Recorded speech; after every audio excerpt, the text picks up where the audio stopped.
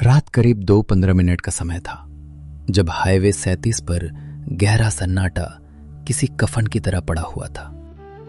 हवा इतनी तेज चल रही थी कि सूखे पत्ते सड़क पर खुरचते हुए भाग रहे थे।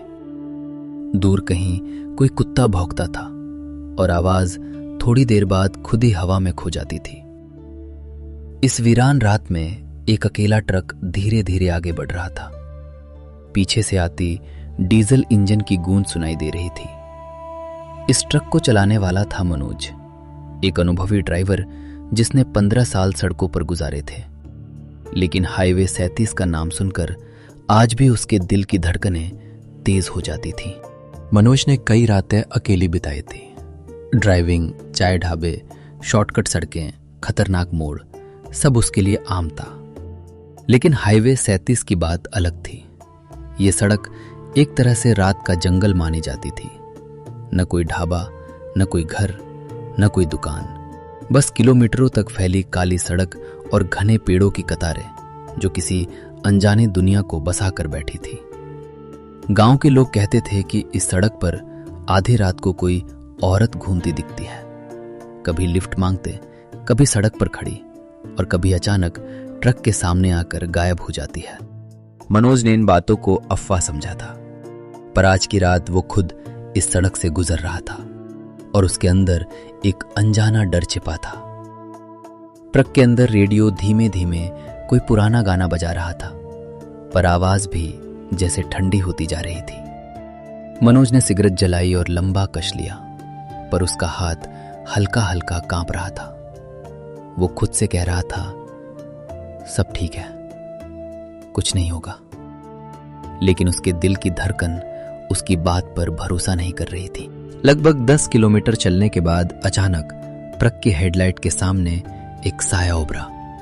एक लंबी औरत, सफेद साड़ी में, बाल इतने लंबे कि सड़क पर घसीट रहे थे। उसका चेहरा पूरी तरह नीचे झुका हुआ था। मनोज जैसे पत्थर बन गया। उसने ब्रेक नहीं लगाया। वो जानता था कि रुकना मौत को बुलाना होता है। ट्रक उसकी बगल से गुजरा, लेकिन उसे लगा जैसे उस औरत ने बिना चेहरा उठाए भी उसे घूरा हो, जैसे उसकी सांस ही उसके सीने पर भारी पड़ गई हो। मनोज ने डरते हुए रियर व्यू मिरर में देखा और वहां सन्न रह गया। वो औरत अब सड़क पर नहीं खड़ी थी, बल्कि सड़क के बीच में खड़ी होकर उसे ही देख रही थी। और सबसे डरावनी बात, उसकी आंखें नहीं थी। जहां आंखें होनी चाहिए थी, वहां सिर्फ 2 गहरे काले गड्ढे थे। इतने काले कि मनोज को लगा जैसे उसके अंदर खिंचता जा रहा हो। अचानक ट्रक ने झटका खाया और इंजन बंद हो गया। पूरी सड़क अंधेरे में डूब गई। हेडलाइटें झिलमिलाने लगी, जैसे किसी ने उन पर सांसें रख दी हों। हवा एकदम ठंडी हो गई, इतनी कि मनोज के हाथ सुन्न होने लगे। उसने चाबी घुमाई, ट्रक स्टार्ट नहीं हुआ। दोबारा कोशिश की, ना। तीसरी बार इंजन ने सिर्फ कर कर की आवाज की और चुप हो गया। अब सिर्फ सन्नाटा था और एक महसूस होने वाली मौजूदगी। मनोज ने खुद को संभालते हुए ट्रक से नीचे उतरने की हिम्मत की। जैसे उसने जमीन पर कदम रखा, उसे एहसास हुआ कि हवा पहले से भी ज्यादा ठंडी हो चुकी है। उसकी सांसें धुंधली दिखाई देने लगी। उसने बोनट खोला, पर जो उसने देखा, उसे देखकर उसका खून सूख गया। ट्रक का इंजन बर्फ की मोटी परत जैसा जम चुका था। धातु पर बर्फ की मोटी सफेद धुंध थी।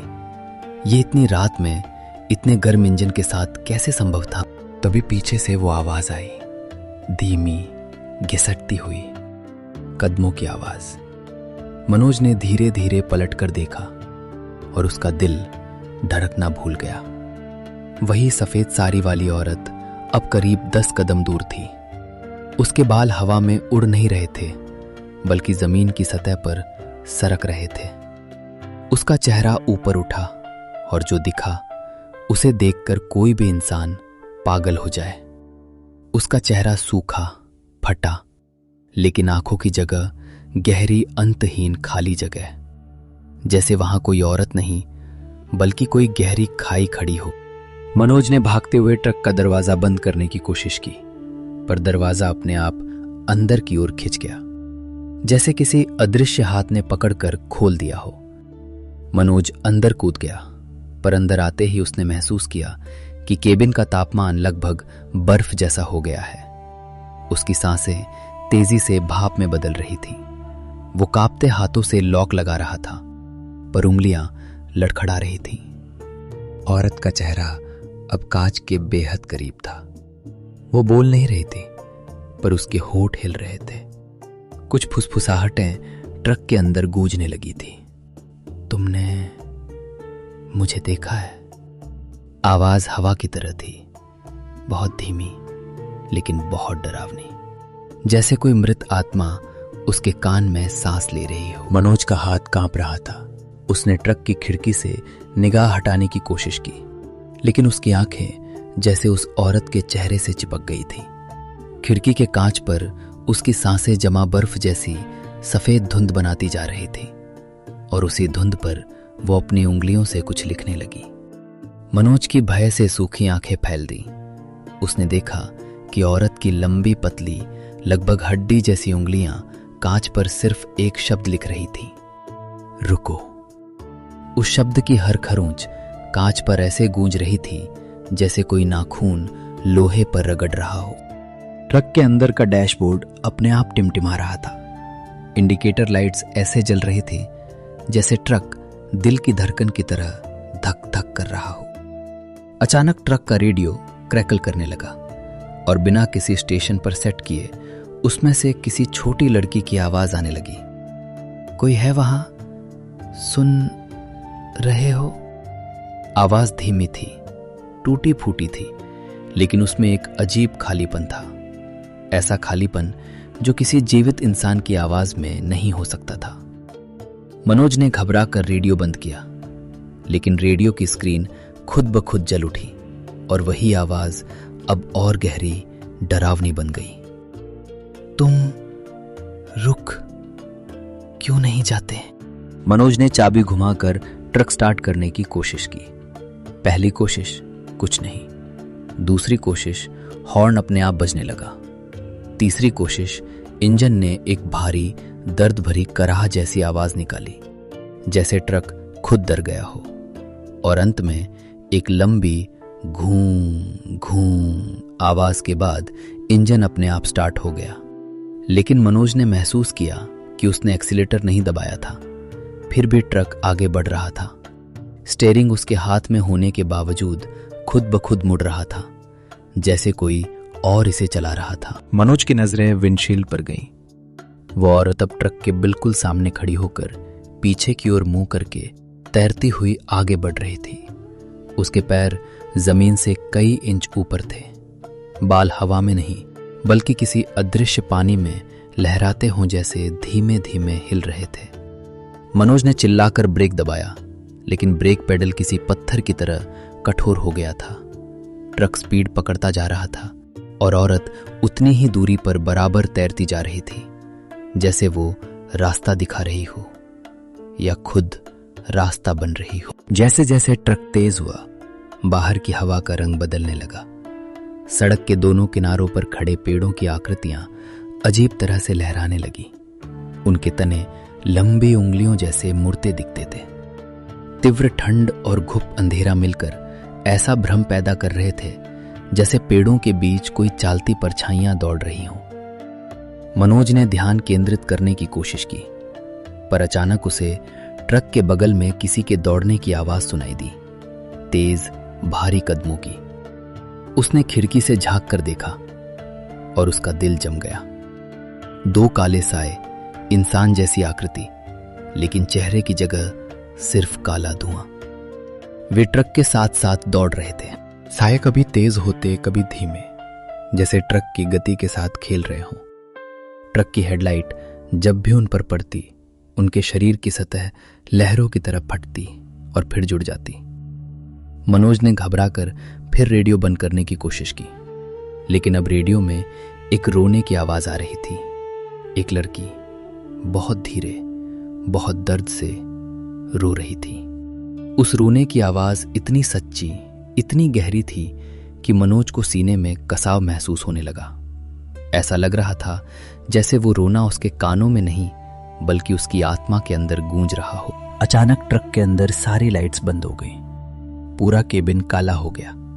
सिर्फ बाहर की हेडलाइट की हल्की रोशनी विंडशील्ड से अंदर आती थी। अंधेरे में मनोज ने महसूस किया कि उसके ठीक पीछे कोई खड़ा है। हल्की सांसें, बिल्कुल धीमी, जैसे कोई उसके गर्दन के पीछे अपनी ठंडी सांस छोड़ रहा हो। मनोज हिम्मत करके धीरे धीरे पलटा, लेकिन वहां कोई नहीं था। लेकिन उसकी गर्दन पर अभी भी एक ठंडा हाथ जैसे महसूस हो रहा था, जैसे कोई अदृश्य उंगलियां धीरे धीरे उसकी त्वचा पर दबाव डाल रही हों।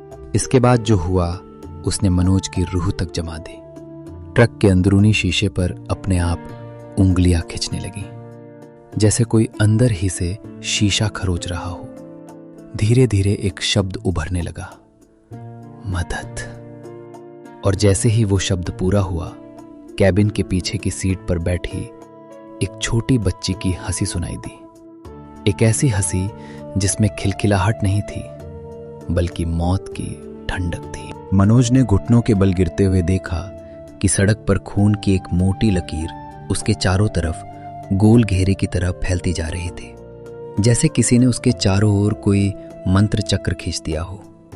हवा अचानक ठंडी पड़ गई। उसके कानों में वही स्त्री स्वर गूंजने लगा, मैं अभी अधूरी हूं, मुझे रास्ता चाहिए, मेरा सफर पूरा कराओ। मनोज ने कांपते हाथों से ट्रक का दरवाजा पकड़कर उठने की कोशिश की, लेकिन तभी उसने देखा ट्रक के शीशे में अपने पीछे खड़ी उस औरत का चेहरा नहीं बल्कि एक काली आकृति थी, जिसकी आंखें दो जलते हुए गड्ढों जैसी लग रही थी।